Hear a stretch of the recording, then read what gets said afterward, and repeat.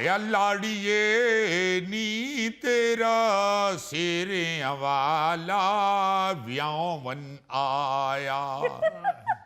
आया लाड़िए नी तेरा शेरे वाला व्यावन आया। हाय काश ये गाना मेरे घर में डेक पे बज रहा हो और पुलिस तुझे पकड़ के ले जाए।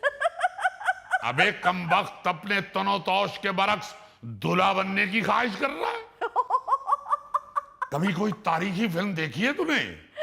तेरे जैसे जानवर के ऊपर शहजादी की डोली रख के ले जा रहे होते हैं और ख्वाहिश दूल्हा बनने की पाल रखी है। इसी ख्वाहिश के इजहार पर तुम्हारे खिलाफ दफा दूर का मुकदमा दर्ज करके तुम्हें इलाके से मुल्क बदर कर देना चाहिए। सदीकी साहब, आपने सारे जहां के लोगों की शादियां करवा दी हैं, एक मैं ही रह गया हूं। क्यों? क्योंकि मैं ये जुर्म अपने सर नहीं लेना चाहता, क्योंकि हमने भी मर के अल्लाह को मुंह दिखाना है। झूठ बोल के पैसे लेके इतने लोगों की शादियां करवाई हैं आपने, उस वक्त खुदा याद नहीं आया आपको? अबे आहिस्ता बोल ना खंजार, तुझे कितनी दफा कहा है कि ऐसी बातें ना किया कर, दीवारों के भी कान होते हैं। छोड़ दे अपनी शादी की बात, किसी दिन अपने इस अमल की कबल अज वक्त माफी मांग के करवा दूंगा तुम्हारी भी शादी।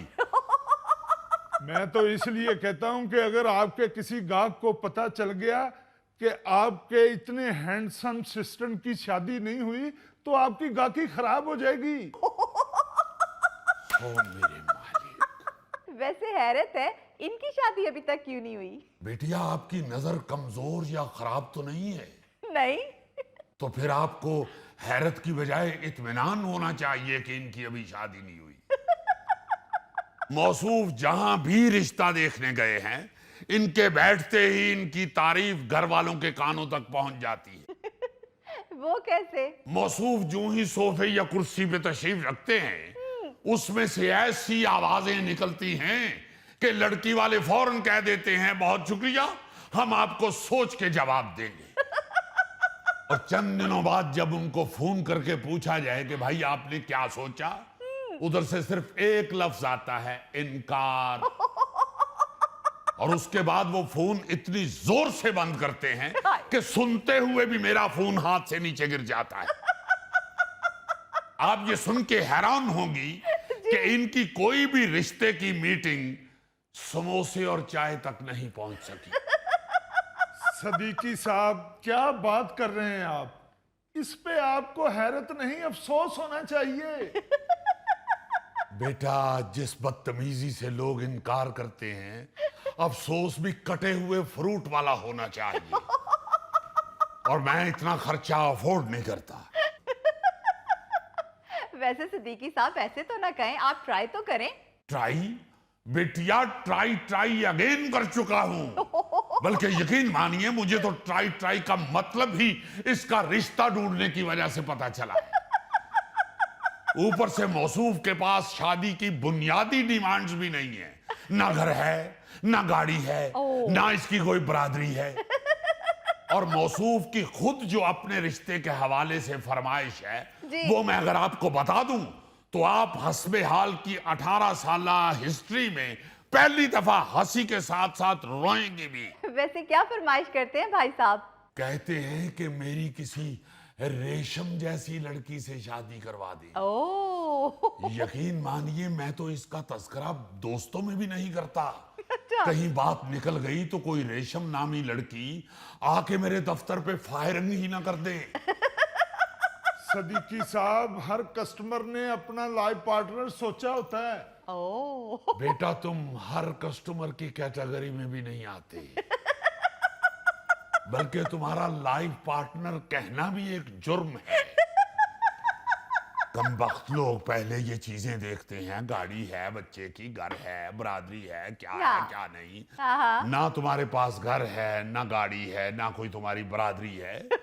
बेटिया, अब तो शादी दो बंदों में नहीं, दो खानदानों में होती है। हाँ जी, बिल्कुल। और हर बरादरी का एक अपना मिजाज होता है। वैसे बहुत अफसोस की बात है कि दुनिया कहां से कहां पहुंच गई और हमारे यहाँ बच्चों की शादियों के लिए अभी भी बरादरीज़म देखा जाता है। भाई को ऐसा वैसा, आप देखिए आज तक हम अपना नाम लिखने से पहले अपनी बरादरी लिखते हैं। हाँ। चौधरी साहब, मलक साहब, राणा साहब, ख्वाजा साहब, शेख साहब, हाय। और अगर पहले ना लिखे तो बाद में जरूर लिखा जाता है। बिल्कुल। क्या बताऊं आपको। पर रिश्ता भी जब देखने जाते हैं लड़की या लड़के का, तो सबसे पहले बरादरी ही देखते हैं। बिल्कुल। और फिर हर बरादरी का अपना मिजाज जो होता है वो भी पहले बताते हैं। हाँ जी। और हर बरादरी ऐसा ऐसा सवाल करती है, सुन रहे हो? जी हाँ, मैं हमतन गोश हूँ। अब एक ही नवाले में पूरा खरगोश खाने वाले इंसान, मिर्जा गालिब की रूह को ना तकलीफ दो, सादा सुनो। हर बरादरी का बिटिया अलग मिजाज होता है। जी जी जी। एक अराई बरादरी के लोग मेरे साथ रिश्ता देखने के लिए चले गए। अच्छा। भाई वहां जाके उन्होंने अपने बैग से 1 किलो प्याज निकाल के तो लड़की के सामने रख दिया। कहने लगे प्याज काट के दिखाओ, अगर तुम्हारी आंखों से आंसू ना निकले तो फिर हमें रिश्ता मंजूर है, अगर आंसू निकल आए तो हमारी तरफ से इनकार है। मैंने कहा भाई ये क्या बात हुई? कहते हैं जी अगर आंसू निकले तो इसका मतलब है लड़की किचन का काम नहीं जानती। वो मैंने कहा भाई बंदा है खुदा, सादा पूछ-गिछ कीजिए, आपने तो प्रैक्टिकल लेना शुरू कर दिया। कहते हैं चले सवाल बता दीजिए, मेथी और मेथरे में क्या फर्क है? वो मैंने कहा भाई इसका तो आज तक हमें नहीं पता चला, और अगर मेथी और मेथरे में कोई इख्तलाफात हैं भी तो उसको रिश्ते पे क्यों असरअंदाज होना चाहिए? भाई आप रिश्ता देखने आए हैं या करियाना स्टोर डालने की तैयारी कर रहे हैं? शेख बरादरी की सुन लो, वो तो किसी जगह रिश्ता देखने के लिए जाए तो लगता है बैंक का ऑडिट शुरू हो गया है। आपके घर का खर्चा कितना है, आपके घर महीने का बिल कितना आता है, आप महीने में शॉपिंग कितनी दफा करते हैं, शॉपिंग करने जाएं तो अगर बकाया सिक्कों में हो तो वापस लेते हैं या कोई टाफी टिक्की ले लेते हैं। वो मैंने कहा भाई ये कैसे सवालात कर रहे हैं? कहने लगे भाई हमारे बच्चों ने तो पिछले महीने का बिजली का बिल जमा किए हुए सिक्कों से दिया है। भाई क्या अजीब सवाल है, क्या कर रहे हैं? बच्चा बोतल पी के थोड़ी सी बीच में छोड़ देता है या पूरी पीता है? कहने लगे भाई हमारे बच्चे तो टूथपेस्ट खत्म होने के बाद 1 महीना उसमें से पेस्ट निकाल लेते हैं। मैंने कहा अजीब है, टूथपेस्ट जब खत्म हो जाती है तो फिर उसमें से कैसे पेस्ट निकल आती है? कहने लगे यही तो अक्लमंदी है। वाकई बड़े अजीब अजीब से सवाल करते हैं। अरे भाई कोई ऐसे वैसे